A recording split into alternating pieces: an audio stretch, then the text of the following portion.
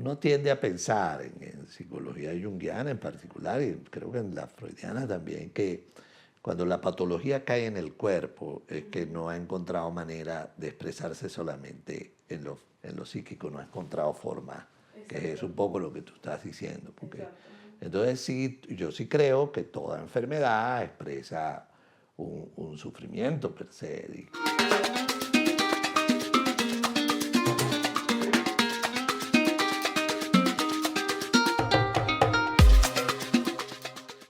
Bienvenidos una vez más a Genuinamente Intensas. Soy Fefe. Yo soy Bombi. Y yo soy Pablo. Hoy tenemos un invitado muy especial, pero primero quiero invitarlos a que nos sigan en nuestras redes sociales. Somos Genuinamente Intensas en todas nuestras plataformas. Sí, bueno, nada, tenemos un invitado súper especial. Gracias, Pablo, por estar aquí hoy con nosotras. Estamos súper contentas de que estés aquí y de que hayas aceptado venir al podcast.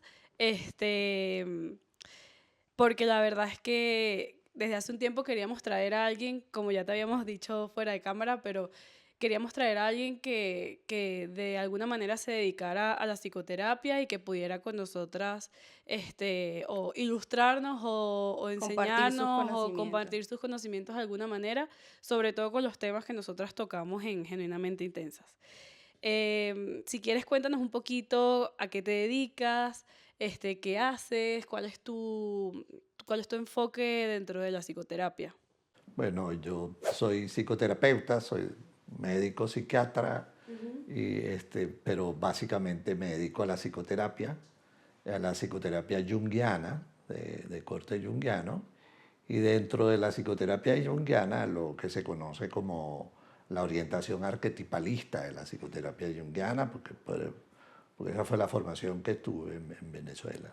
¿Nos puedes contar o explicar un poquito qué es la orientación arquetipalista? Bueno, originalmente Jung creó una forma de trabajar psicoterapia muy particular, diferente a la que se venía haciendo con Freud y Adler y todos ellos. Y dentro de esa escuela, en los años 60 más o menos, surgen algunas tendencias nuevas dentro de la misma escuela. Y hay una tendencia que se dedica al enfoque dentro de la psicología junguiana. Hay una gran importancia al inconsciente colectivo. El inconsciente colectivo, si se quiere, está como conformado por arquetipos, que fue como lo definió Jung. Y estas nuevas tendencias hacen un enfoque mucho más directo sobre lo arquetipal como trasfondo de lo psicoterapéutico. Entonces tú diriges tu orientación siempre va dirigida a que esos aspectos arquetipales se reactiven, son como energías que están ahí como probablemente medio dormidas, tú buscas que se estimulen de alguna manera para que eso está como muy apegado a la naturaleza psicológica de la persona para lo que fue Jung. Pues los arquetipos son esa base de lo que te conforman el inconsciente colectivo. Como para explicar un poquito para las personas que no tienen ni la menor idea de lo que es un arquetipo, que es un poco lo que queríamos hablar hoy, que es la simbología, pero los arquetipos o sea, se usan dentro de la simbología. Los arquetipos se expresan a través de los símbolos. Ok. Bueno, los arquetipos son como, a mí me más fácil entenderlos como que son como canales, por decirlo de alguna manera, energéticos que se van a llenar con la persona de cada quien, y uno nace como con una base arquetipal que son como tus tendencias naturales. Y esas tendencias naturales, si logran canalizarse dentro de esos canales, pues va a fluir con mucha más espontaneidad. Eso es muy natural, eso es como, vamos a decir, este dicho sirve, así como es el instinto es a la biología, los instintos son a la biología, el hambre, ¿no?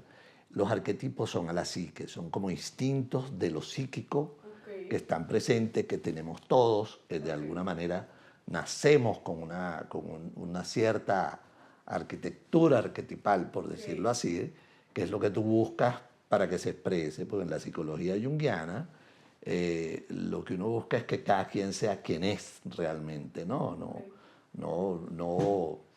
que seas quien no eres. Si tú estás en contacto con esas energías más profundas tuyas, que son las que te componen, tú vas a expresar tu naturaleza en toda su expresión. Ok. Y cuando decimos los arquetipos, ¿nos puedes dar como un ejemplo específico o es muy difícil dar un ejemplo? No, es fácil en el sentido, por ejemplo, en los mitos, los cuentos de hadas, todas esas cosas expresan arquetipos, formas de arquetipales. Por ejemplo, Zeus representa un arquetipo, Venus representa otro arquetipo. Arquetipos específicos que tienen un nombre. Representa una energía que tiene unas características que pueden ser universales, porque no solo ves a Zeus en la mitología griega, pero también puedes ver otros dioses en otras mitologías que representan energías parecidas, y lo ves en la hindú, en cualquier mitología vas a encontrar, incluso en las más indígenas, vas a encontrar algunas representaciones arquetipales que son parecidas a Zeus, que tienen que ver con un cierto tipo de masculinidad, de paternidad, de relación con la vida. Son procreadores, muy procreadores, son grandes, son como los caciques de la tribu, por decirlo de alguna manera, que ordena y sobre cuál los otros tienen alguna... él tiene una ascendencia sobre los otros, en líneas generales, como lo entiendas Yo de lo esa pregunto manera. full porque, o sea, yo pregunto esto sobre todo también porque yo he escuchado creo que son no sé cuántos arquetipos de Jung. Sí, Jung fue el primero que habló de O eso. sea, Jung habló de eso, pero hay unos arquetipos que Tienen un nombre, he quieres leído decir. que tienen unos nombres que son el arquetipo del héroe, el arquetipo de la madre, puede ser.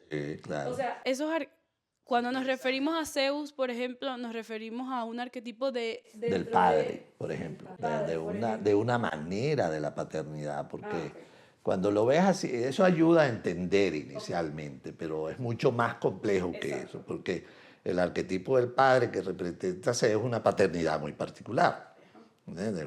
O el arquetipo de la madre que representa a Deméter es una manera muy particular de la maternidad. Hay muchas otras maneras. Por ejemplo, la Virgen María representa un aspecto de la maternidad que dentro del mundo del catolicismo está exacerbado, por decirlo de alguna manera. Es muy predominante, pues. Y la paternidad que puedan representar Jesús o Dios como energías arquetipales también tienen unas características. Se dice que los arquetipos no tienen en ese sentido son muy extensos, tienen una amplia gama. Por eso es que uno habla de arquetipos como en términos generales, pero uno nunca ve arquetipos como en cosas muy puras, pues. Exacto. Uno ve representaciones arquetipales que pueden venir dadas por símbolos, por ejemplo. Algunos símbolos, algunos elementos simbólicos.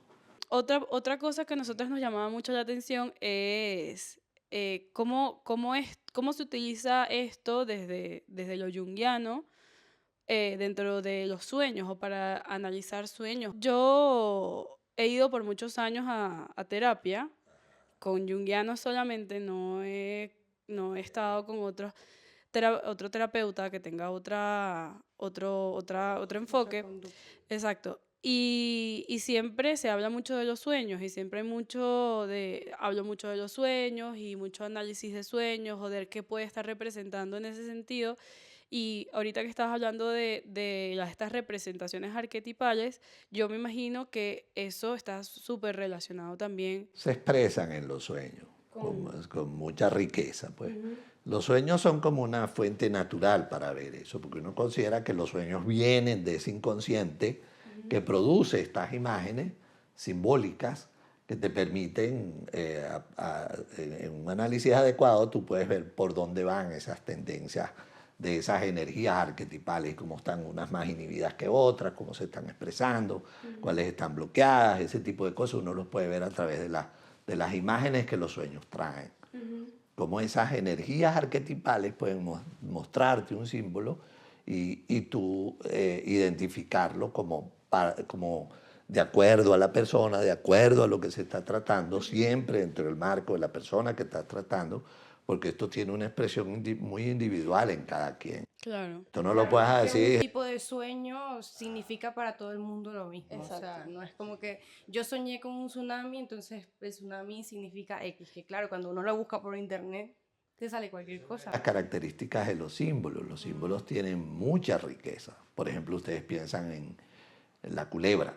La culebra, si tú buscas cualquier diccionario de símbolos, verás que la culebra tiene muchísimas entradas. Entonces, ¿cuál es la adecuada? Eso tiene que ver con el paciente, el tipo de sueño, lo que está viviendo. El contexto. El contexto tiene que estar personalizado, porque tiene que estar individualizado, por decirlo de alguna manera. ¿Qué pasa en el sueño también? La dinámica del sueño es esencial para ver cómo esas expresiones simbólicas se mueven dentro del sueño. Es lo que te dice, bueno, va por aquí o va por allá. Ujú. Sí, súper interesante. Y además que es eso, que yo creo que a nivel general, yo siento que la gente lo ve mucho como que un tsunami, eso representa la muerte, ¿sabes? Sí, Cosas o que te así. dicen que los dientes, por ejemplo, también dicen que los dientes, cuando se caen los dientes es porque viene una muerte, ¿sabes? Que son cosas como muy generales. Y yo lo que más o menos leí, o sea, lo que más o menos entendí, porque al final yo creencias soy o algo así. yo soy bastante nueva en este tema. Bombi tiene como un poquito más de reserva allí porque, por su mamá, pero yo la verdad es que estoy nuevísima en esto. Pero sí es verdad que cuando lo leí también puede venir de ese mismo inconsciente colectivo que tenemos como de las culturas de Claro, nuestros antepasados, de los nuestros... mitos, todos los mitos están llenos de eso, los cuentos populares, el folclore, todas esas cosas están llenas de estos elementos simbólicos que contienen a las sociedades, contienen a las civilizaciones, todo eso está montado sobre eso. Claro. En ninguna civilización que no tenga ninguna creencia, por ejemplo, ni las muy desarrolladas ni las menos desarrolladas. Todas tienen creencias y te van a hablar de manera simbólica y de manera casi mítica. En algunos casos mucho más que en otros. Desde los Yanomami hasta los egipcios, o sea, todos los aztecas, todo. Cuando tú te acercas a comprender son esas sociedades, te encuentras que uno de los elementos más importantes son todas estas mitologías que los componen, porque ahí está como la esencia de esa humanidad. Jung descubre que eso es bastante común en todas las sociedades, que hay elementos que se le parecen, que es lo que él llama arquetipos universales, por decirlo de una manera muy general. Pues. Yo la primera vez que recuerdo tenía como 22 años, que primera vez que fui a terapia con un analista junguiano y es muy cómico porque en retrospectiva lo veo y yo no entendía muy bien porque él me hablaba de simbología, pero yo no lo entendía bien porque obviamente hoy en día sí lo entiendo, tengo mucho tiempo ya yendo a terapia y obviamente a través de mi mamá, como que yo veo que todo, o sea, la mitología los mitos o todo este tipo de cosas son como, yo lo veía como herramientas dentro de la psicología, así como lo veía yo, un poco desde mi interpretación. Es cierto que esas cosas, en la medida que tú te vas familiarizando, van adquiriendo más sentido. Exacto. Explicarlas desde una sola vez de manera teórica es difícil porque no es un método el que tú sigues como paso 1, paso 2, paso 3, ¿ves? Sino que ya yo estoy acostumbrado a que tú, incluso tu discurso, tu retórica puede estar hablando de cosas mucho más profundas, que si tú estás bien entrenado puedes captar unas más que otras. Porque no, por ejemplo, no todos los pacientes traen sueños. Entonces, ¿cómo haces para trabajar eso si los sueños no están? Tienes que usar otros elementos que están ahí, que están porque esa es una expresión como del trasfondo psíquico que no tiene que ver con el ego, por ejemplo, sino que tiene que ver con todos esos elementos que están inconscientes, o por decirlo también de una manera muy grande, pero que se expresan. Esa es otra cosa que puede ser útil. El hecho de que yo tenga cosas inconscientes no quiere decir que tú no me las veas. Claro. Tú no me las ves y tú te relacionas. Pues hay cosas que yo voy a hacer de las que tú vas a responder, aunque no me las veas, aunque yo no las vea, pero a lo mejor tú sí las ves, y viceversa. ¿Me explico? Sí, sí, claro. Es que yo creo que así es tan sencillo como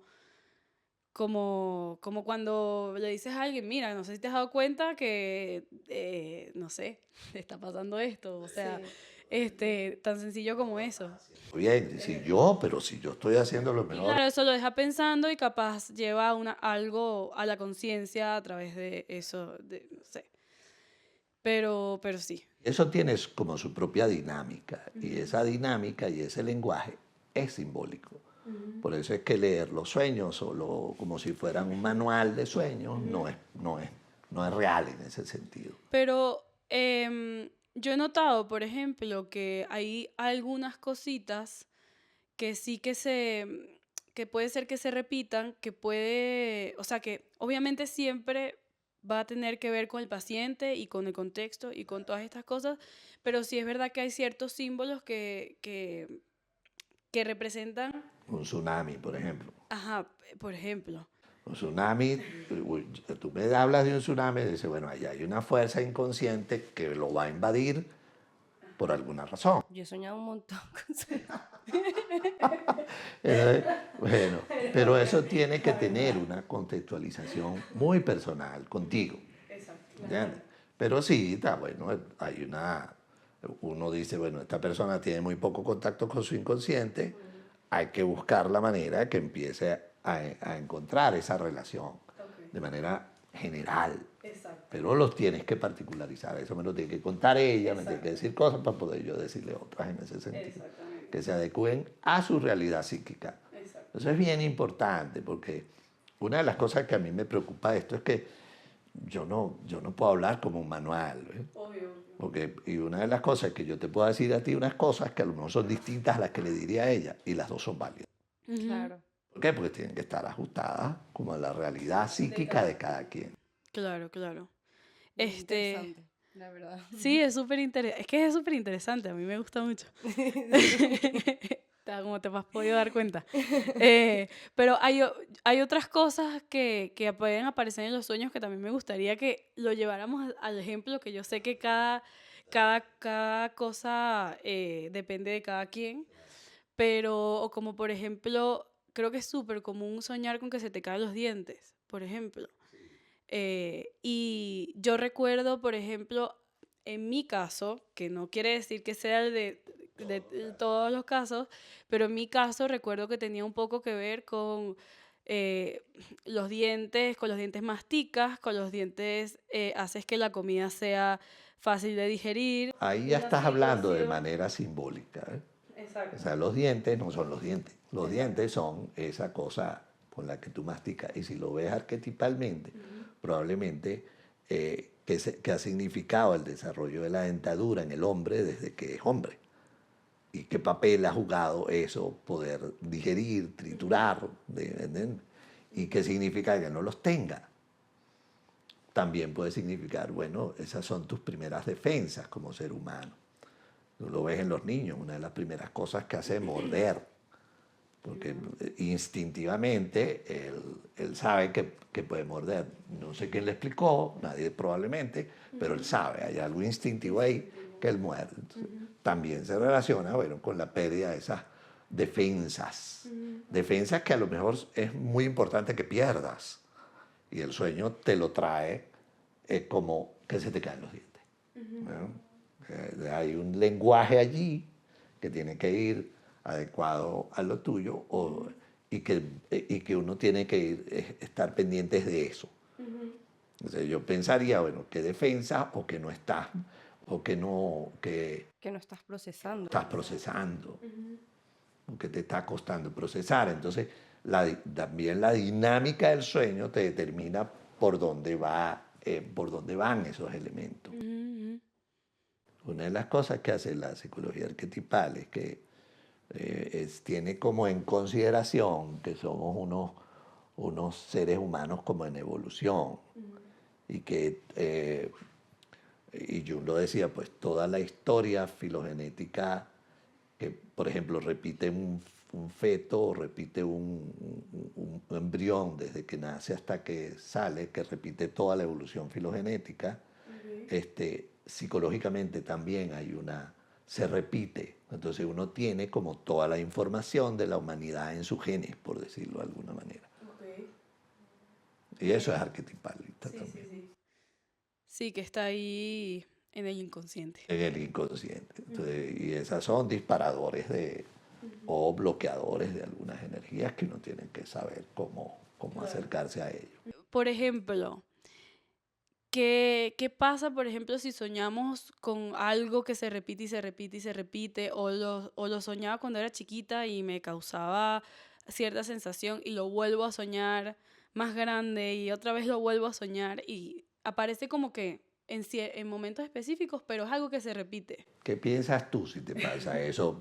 ¿Qué es lo primero que te viene a la cabeza? No tienes que saber qué es lo primero que te Que viene. hay algo que hay algo inconsciente, no sé, hay algo y una situación que se está repitiendo, que me está a mí generando algo que se está repitiendo Y que no está resuelta. y que no está resuelto. Que no está resuelta. Esas son las primeras cosas cuando uno ve sueños repetitivos. Aquí hay algo que está como estancado. Y ese, fíjate que la psique lo expresa con un sueño repetitivo.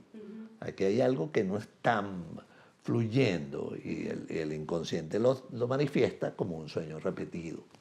Eso es bastante típico. O sea, el inconsciente está tratando como de advertirte de algo Claro. de decirte, epa. Sí, Jung pensaba que la psique tenía un sentido tele, o sea, iba hacia adelante, pues iba en ese proceso como un niño. Un niño tiende a crecer, no tiende a ponerse más chiquito, tiende a evolucionar pues, en ese proceso. Y entonces uno tiene que buscar como esos elementos de la psique que están buscando esa expresión de tu naturaleza.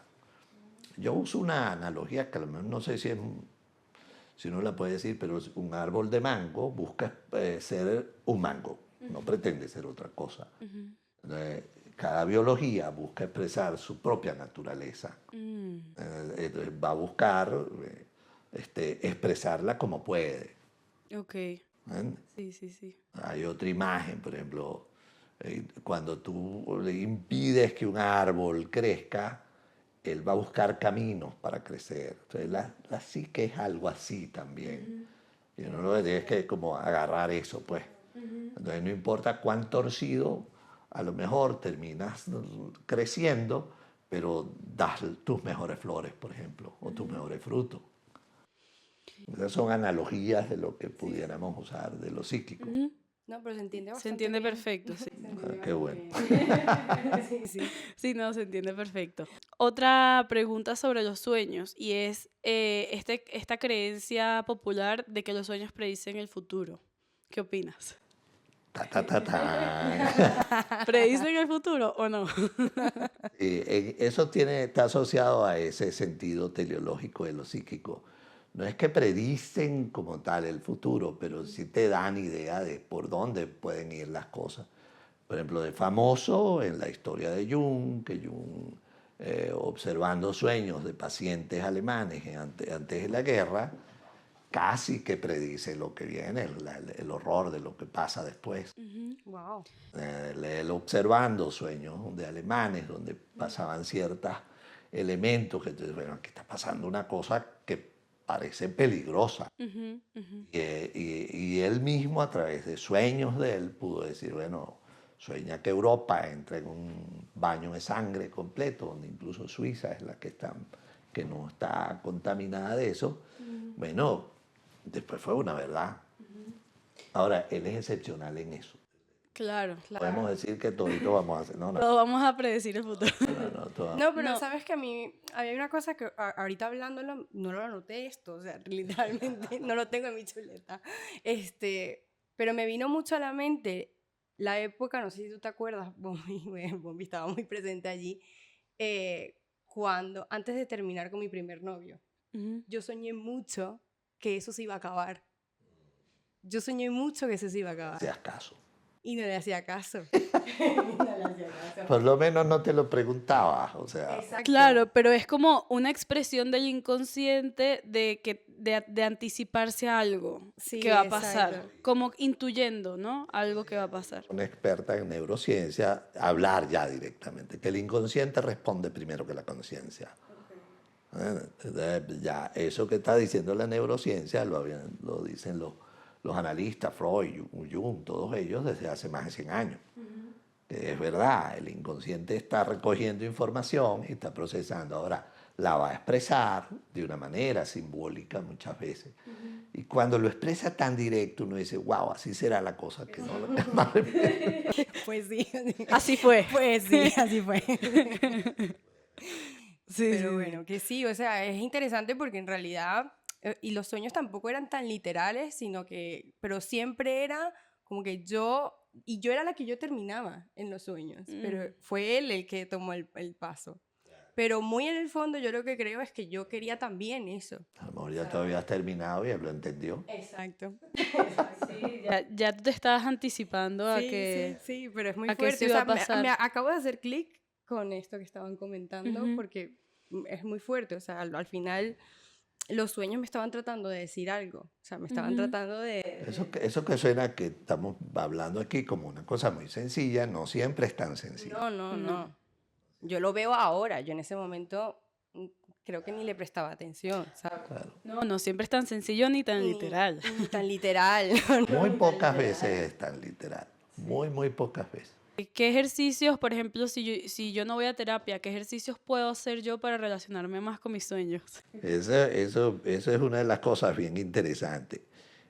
Fíjate, hay algunos que pensaban que incluso eh, los sueños per se hacen su trabajo.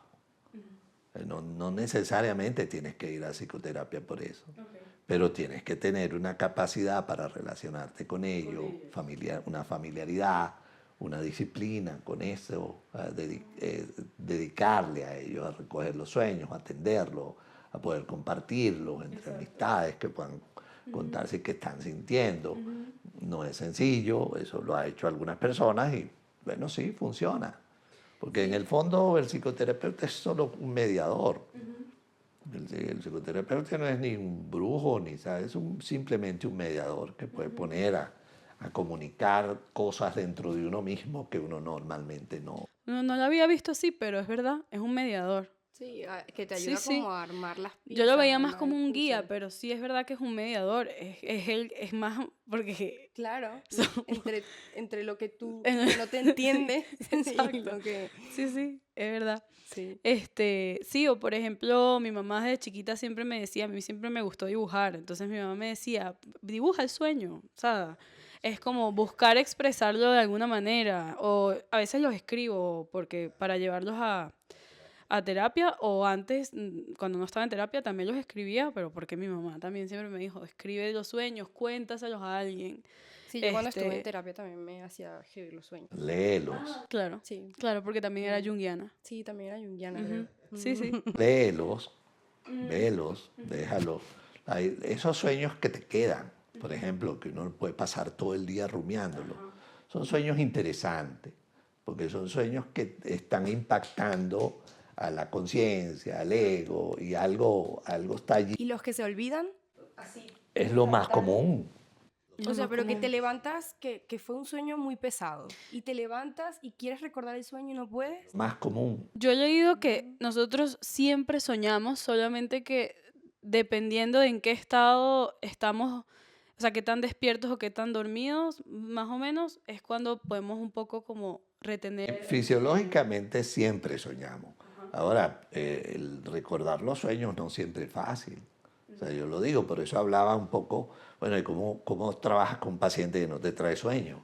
Y tienes que trabajar, bueno, ahí está, bueno, el discurso, la retórica, ahí están otros elementos que te van a dar datos de qué puede estar pasando. Pero los sueños es lo más fácil de olvidar. Yo a veces le digo, doctor, que no le traje sueño. No, no, bueno, no tiene sueño, no tiene sueño, vamos a hablar, Es vamos a ver. difícil porque tú te despiertas y tienes el sueño fresco, Pero es que a mí me pero pasa en en lo que una cuestión de empiezas tu segundos. rutina, en lo que empiezas tu rutina del día a día, fue el sueño y No, no pero a lo mí puedo me pasa anotar. de segundos, o sea, de despertarme exaltada por el sueño, porque fue muy, muy, muy fuerte, y luego quiero expresarlo y no consigo porque no me acuerdo de qué era lo que me... Una vieja profesora amiga, que ya murió, muy querida, que ella me decía, cuando sueñes, no abras los ojos hasta que no tengas el sueño en la conciencia lo más que puedas. Y después los abres. Pues ella me decía, si los abres, se te van.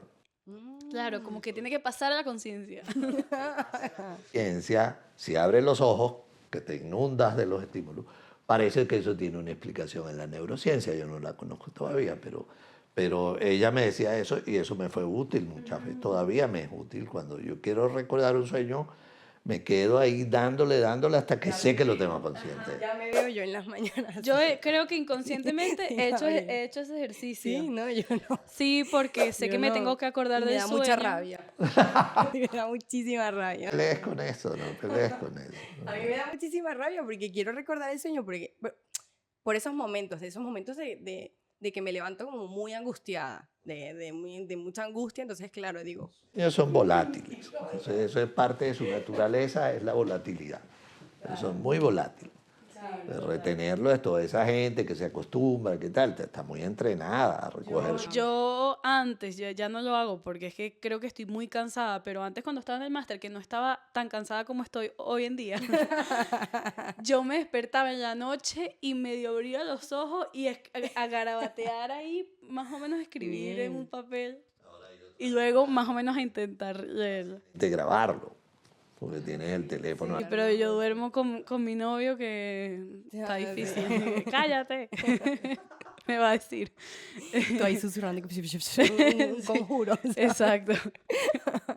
Pero bueno, bueno, aquí hay otro temita que nos parecía también muy interesante, y es el hecho de que Fefe y yo siempre hablamos de esto, casi siempre lo comentamos aquí en el podcast, que nosotras, Vamos a aparecer las locas, con unos este, sueños y una cosa. no, bueno, que nosotras siempre como que somatizamos mucho, o sea, no sé, yo siempre Y le cada cues- una particularmente. ¿Qué llama somatización? Ajá, como que nos pasan ciertas cosas, como por ejemplo, yo toda la vida se me inflaman las amígdalas, pero de una forma muy extraña, porque no es que se me inflaman las amígdalas y me da amigdalitis. Es que se me inflama, se me desinflama, se me inflama, se me desinflama, se me inflama. O sea, es una inflamación y desinflamación Pero yo creo que tú también lo has identificado Ajá, ya. que yo con el tiempo me he dado cuenta que tiene mucho que ver con que me trago, o sea, no hablo de cosas que me están pasando y en lo que las hablo, o sea, se lo juro, que Que parece se arte de desinflama. magia, que se me desinflama. Díselo al público, no me lo digas ahora. Sí, como parece arte de magia, las amígdalas, y yo he descubierto eso conmigo misma, pero también me he dado cuenta de otras cosas. Hace unos meses tenía un ticket en el ojo que no se me quitaba, lo hablé en terapia, 2 sesiones de terapia y se me quitó el ticket en el ojo, o sea, cosas así que... Esas no son consideradas como somatizaciones, más bien es como el lenguaje del cuerpo, por decirlo de alguna manera. De eso se ha escrito mucho, hay tendencias, incluso hay post-jungianos que se han dedicado a eso. A mí me gusta uno que él habla de cómo que uno vea la expresión del cuerpo simbólicamente, eso que tú estás diciendo, o incluso la expresión de la enfermedad como una imagen, que es otra manera de hablar de lo simbólico, como ciertas enfermedades expresan el sufrimiento de una persona. Muy complejo, incluso enfermedades graves o enfermedades menos leves, pero de alguna manera habla, es como si el cuerpo hablara también. Porque bueno, el envase que tenemos para expresar es el cuerpo. Es el cuerpo. Es el cuerpo, es lo físico, pues. Sí, Entonces, eso no está fuera de esto, pues. Claro, y que es tu cuerpo el que está o sea, yo creo que mucha gente lo ve como que, ay, me enfermé y ya, pero si te pones a ver, es tu cuerpo el que está generando esas reacciones o esas cosas o esos... Sí, que vas bien. no sé. Y claro, y ahí queríamos hablar un poco de eso, de la simbología de que tiene el cuerpo. Tú acabas de hablar de una muy, muy clara, pues. Ujú.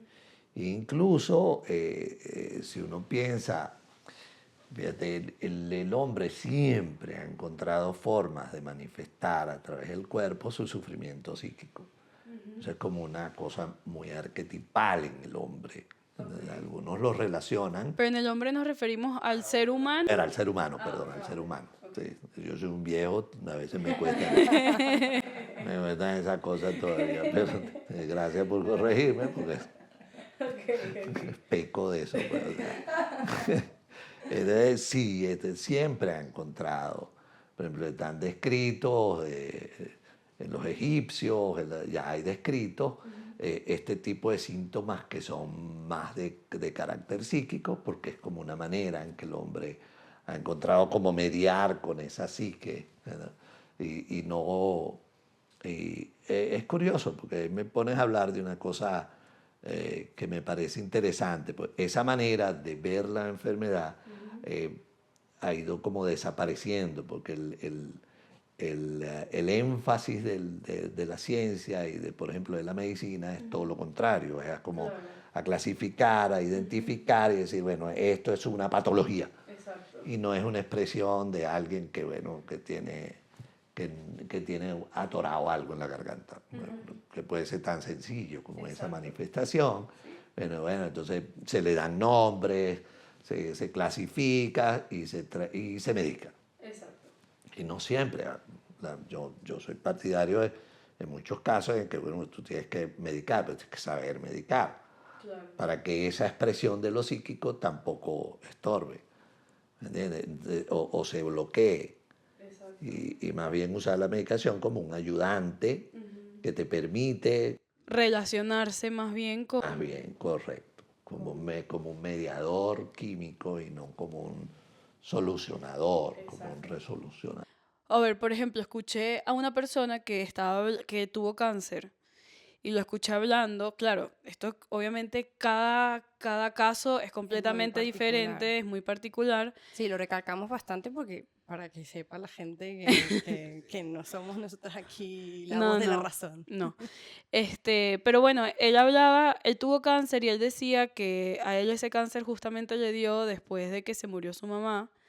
Y después de que se murió su mamá, él siente que él reprimió completamente ese dolor que él tenía y él lo relaciona ese cáncer un poco con todo ese sufrimiento que estaba como reprimiendo o que, bueno, no sé. No sé porque, bueno, sabrá él solamente. Claro, claro. Pero lo relaciona mucho con eso. Uno tiende a pensar en psicología junguiana en particular, y creo que en la freudiana también, que cuando la patología cae en el cuerpo es que no ha encontrado manera de expresarse solamente en lo psíquico, no ha encontrado forma, que es un poco lo que tú estás diciendo. Porque, entonces sí, yo sí creo que toda enfermedad expresa un sufrimiento per se, y que a veces, bueno, y todos, gracias a Dios, nos enfermamos alguna vez, uno más que otro, porque uno se olvida de que uno tiene como un entrenamiento en enfermedades. Uno, bueno, ¿a quién no le ha dado una gripe? ¿A quién no le ha dado una enfermedad? Entonces, porque eso está siempre presente. O sea, en este caso que tú describes, ya, y aún en otras patologías, uno puede ver la relación psíquica con eso. Eso no es garantía de curación. Pero eso es lo único. Bueno, si te toca hacer terapia, qué importante que una persona como esto que tú describes pueda encontrar ese puente y hacerlo indistintamente del momento en que lo haga. Hay mucha gente que piensa que cuando ya se produjo el cáncer es tarde. ahora pues la ciencia ayuda a que no sea tan tarde, pero si además te ayuda psicológicamente, vas a entender también muchas más cosas. Claro, claro, y es eso, que es el cuerpo también Hablando. diciéndote algo, queriendo expresar algo. Yo me he vuelto como que cada vez que tengo algo lo hablo en terapia. O sea, si siento que es algo como muy repetitivo, que no veo como alguna mejora, trato de hablarlo en terapia. Estás destacando ahí, es tal vez lo que yo sí creo que hay énfasis. Uno tiene que tener una actitud reflexiva con la vida de uno, con lo que le pasa, con lo que vive, con lo que te hace sufrir, lo que te da alegría. Uno tiene que tener como esa conexión reflexiva en el sentido de, bueno, esto me pasa, esto ¿qué me querrá decir? Por lo menos esas cosas. No importa que no vayas a terapia, a lo mejor si tienes un buen amigo, una buena amiga, compartes algunas cosas y te preguntas cosas, eso es preferible. Sí.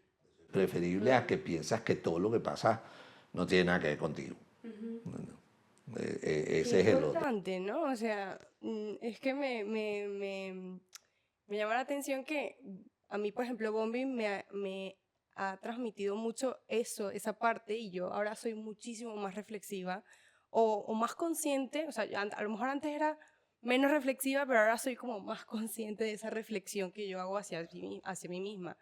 Y qué importante y cómo influye en tu vida diaria y en cómo tu cuerpo también se ve beneficiado de eso, no solo a nivel, o sea, no solo a nivel mental y emocional, sino también a nivel físico. O sea, que tú puedas identificar cómo tu cuerpo a lo mejor te está diciendo algo y tú puedas decir, oye, ¿qué me está pasando? Pararte un segundo y decir, ¿por qué me está pasando esto?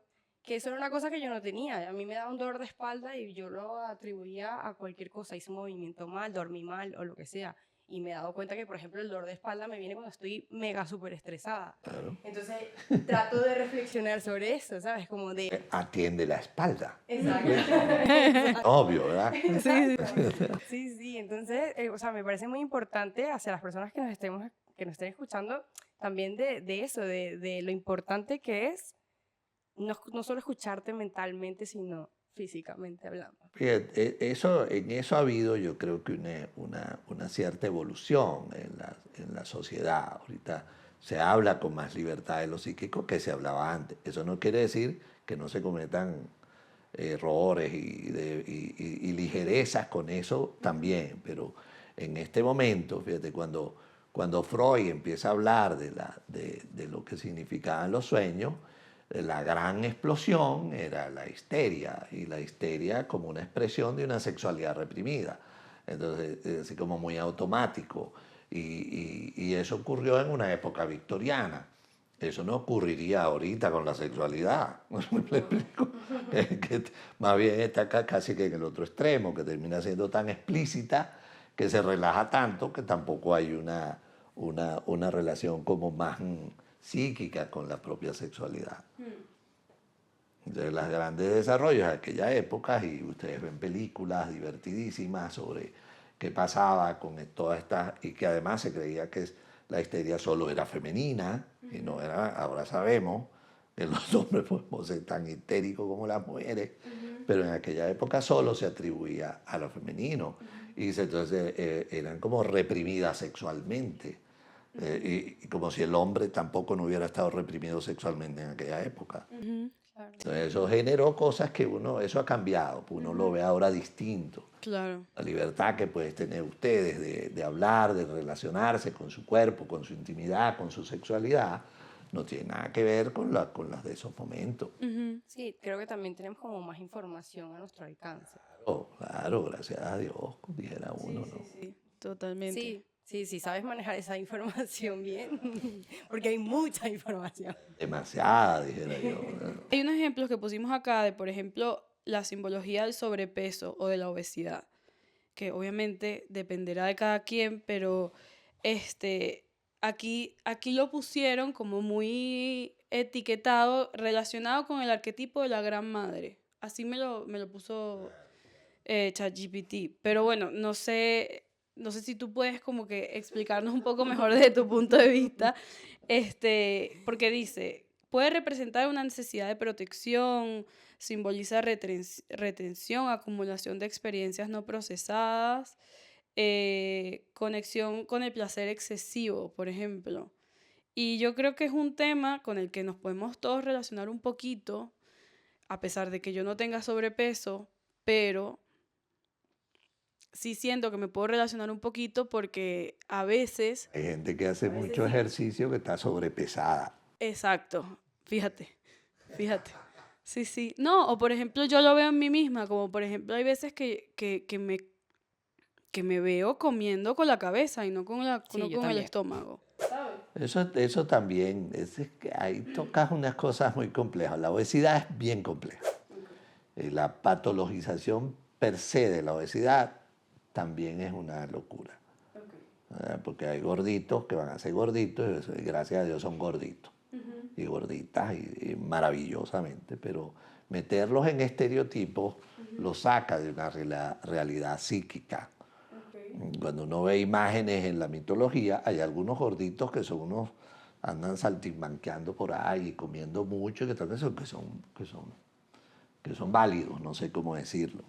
Por eso también depende de esos contextos. Lo que pasa es que, como yo lo veo ahorita, pues la obesidad está tan enmarcada dentro de eso, de la patología, lo que debería ser el obeso, no puedes comer más, no sé qué cosa, que lo aleja de lo saludable. Y de lo saludable que puede ser comer a gusto y comer con gusto. Que es un placer de la vida también. Y relacionarse con el placer, ¿no? Y ahí tienes un Dios maravilloso que es Dioniso, que es Baco, tiene sus límites, pues. Claro. O sea, beber vino, o comer bien, o comer rico, con esas cosas hay que tener relación. Cuando eso es excesivo, no hay límites, bueno, el mismo arquetipo te castiga, el Dios te castiga, dice uno, ¿no? Porque te condena a cosas como eso, pues, como a una obesidad exógena, patológica, ¿entiendes? Como a un alcoholismo, como te lleva a esos otros excesos, como un drogadicto, a esos otros excesos. Porque todos, o sea, el ser humano es muy particular en eso, porque tiene una cosa que no tienen los otros animales, con el placer, con el disfrute, el vino es un símbolo de desarrollo. O sea, el haber descubierto el vino, el saber relacionarse con el vino, tiene una cosa maravillosa, pero también tiene sus peligros. No sé si me explico, pues, pero... Y eso tiene que ver con el culto, vamos a decirlo simbólicamente, al Dios. O sea, el rendirle culto al Dios tiene unos límites. Esa cosa más allá de ese culto, bueno, el Dios lo castiga. El exceso, dependiendo de la circunstancia, el momento donde se dé, no es malo per se. ¿Entiendes? Pero si el exceso es lo único que tienes, eso es muy dañino. Pero al meterse un atracón en un contexto muy particular o rascarse en una circunstancia muy particular, bueno, tiene un contexto, tiene probablemente un rito, tiene una contención arquetipal que lo contiene. Y bueno, después te calas la resaca, pero no es grave. Ahora, si solo haces eso, eso sí es otro extremo. Eso es otra cosa. Claro.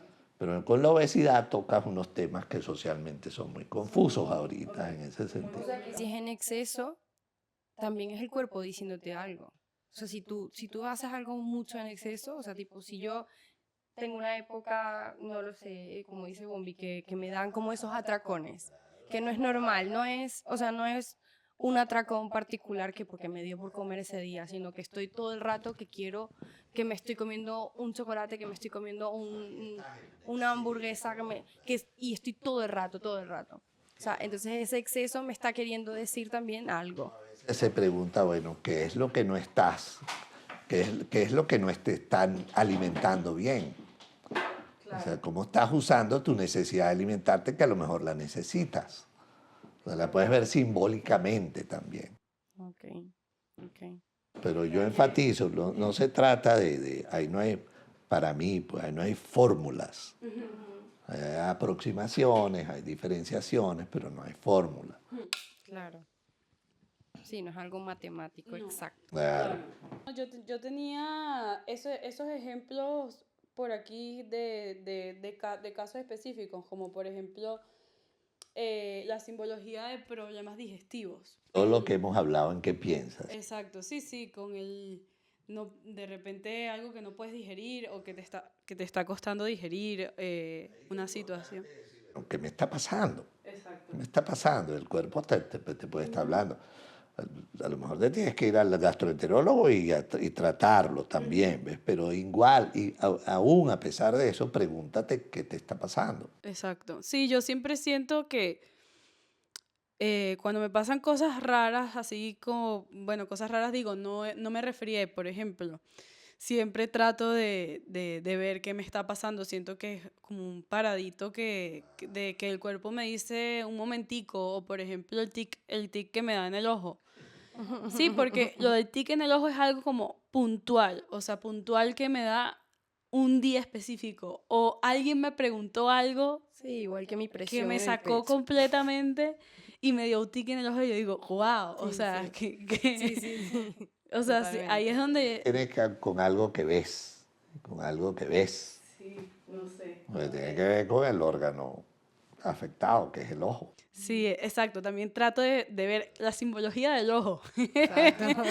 ¿Qué es el ojo? Es ver o te cuesta ver o Claro, son ejercicios que están muy chéveres, pero Sí. claro, eso viene también dado de que tú vas a terapia, ¿sabes? Viene dado a que tú haces esos ejercicios también muy por No, y mi mamá esa siempre, parte. o sea, yo creo que voy a terapia, pero sobre todo mi mamá siempre era la que se ponía como que a ver, el ojo, ¿qué es el Claro. ojo? ¿El ojo qué hace?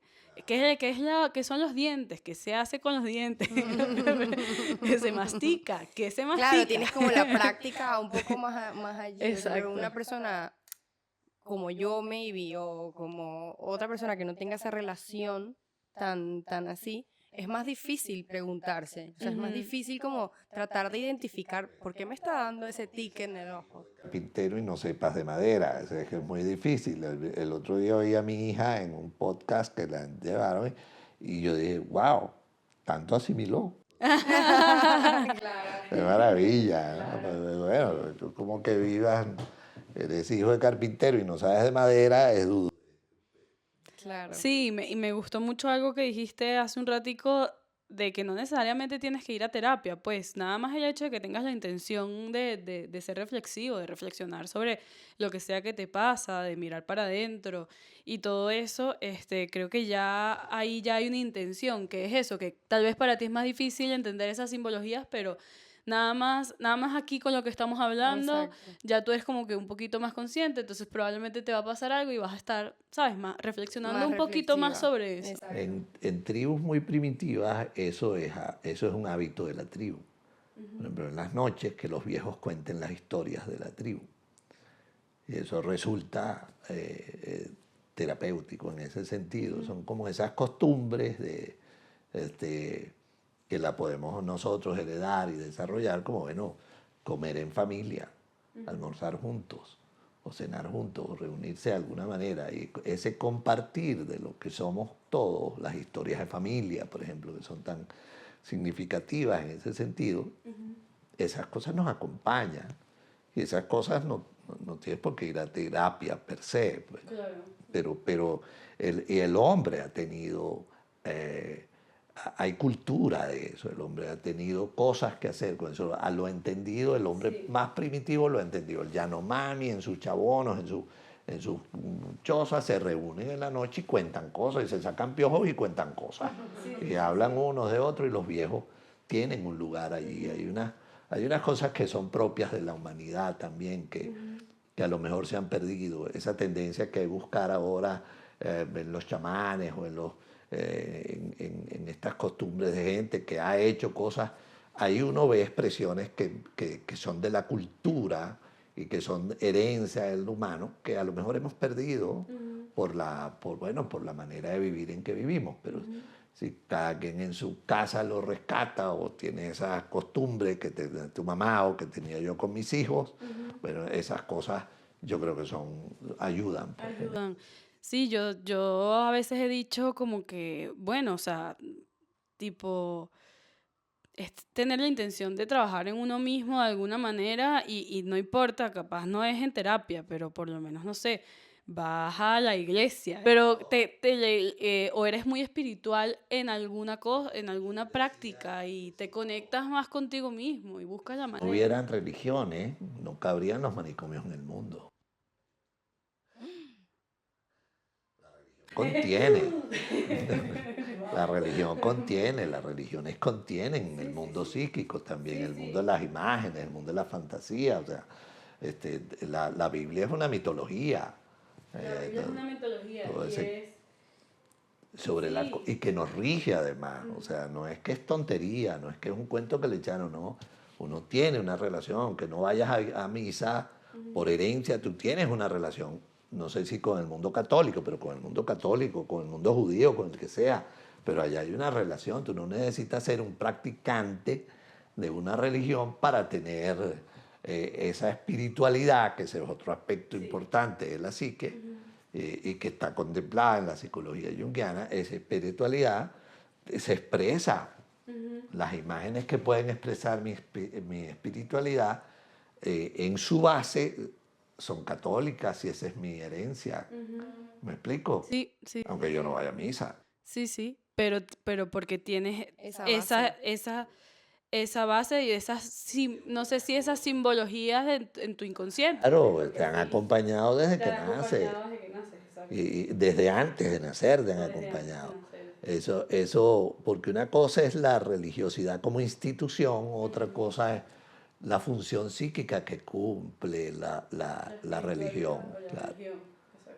Jung hablaba de lo religioso como una función de la psique. Hay una función, no hay cultura que no tenga expresión religiosa. No hay, ni la más primitiva ni la más desarrollada. No hay ninguna que no tenga una expresión de lo religioso. Ahora, si vives el catolicismo, el judaísmo como un dogma, como una cosa, eso no es a lo que yo me estoy refiriendo. Eso no tiene nada que ver con la religiosidad más psíquica, más interior, esa necesidad que tenemos los humanos y que no sé si parece que otros animales no lo tienen como nosotros, de tener religiosidad, de religar, de tener esa relación con uno mismo más profunda. Sí, yo, por ejemplo, he escuchado muchas veces, yo no soy evangélica, pero he escuchado, por ejemplo, en Instagram, en redes sociales, sigo una influencer que sí es, y por ejemplo, ella a veces hace unas reflexiones y claro, las atribuye a Dios, pero son unas reflexiones muy bonitas que yo las hubiese visto de la misma manera, pero conmigo misma, tal vez, como de una forma diferente, pero tiene esa cosa como reflexiva, pues, como... Curioso, todas las religiones en ese sentido se relacionan con los mismos misterios. El misterio de la vida, el misterio de la muerte, el misterio de la trascendencia. Ahora, cuando lo haces dogma y lo estructuras en una institucionalidad con la cual tienes que cumplir con ciertos requisitos, bueno, eso puede ser un desastre. Claro, ya es otra cosa. Y tenemos historias en la humanidad de eso, pues, De esos desastres. de esos desastres. Es muy amplio este tema, o sea, es un tema muy amplio y que Sí. está bastante chévere, la verdad. No, gracias por invitarme. Muchas Sí, gracias a ti por no, venir. demasiadas gracias a De ti. verdad que nos pareció, o sea, súper interesante. Estoy segura que a Fefe también. Sí. No, y a nuestros seguidores también, espero. Sí, no, de verdad nos encantó este episodio. Ojalá puedas volver a venir. Sí. Estás invitadísimo. Sí. Pero bueno, muchísimas gracias otra vez y nada, vamos a pedirles que nos sigan en nuestras redes sociales. Estamos como Genuinamente Intensas en todas las plataformas. Muchas gracias, Pablo. Espero que les haya gustado este episodio. Si les gustó este episodio, díganos. O tienen alguna reflexión sobre esto o algo que les haya pasado, por favor, coméntenlo en nuestros reels o aquí en el canal de YouTube, que también es interesante como Si tienen como más leer. temas que quieren que hablemos con Pablo o con algún otro experto en otra área o profesional Dennos de otra área, dennos ideas, por favor. nos pueden avisar. Bueno, Pues nada, chao. chao. Chao.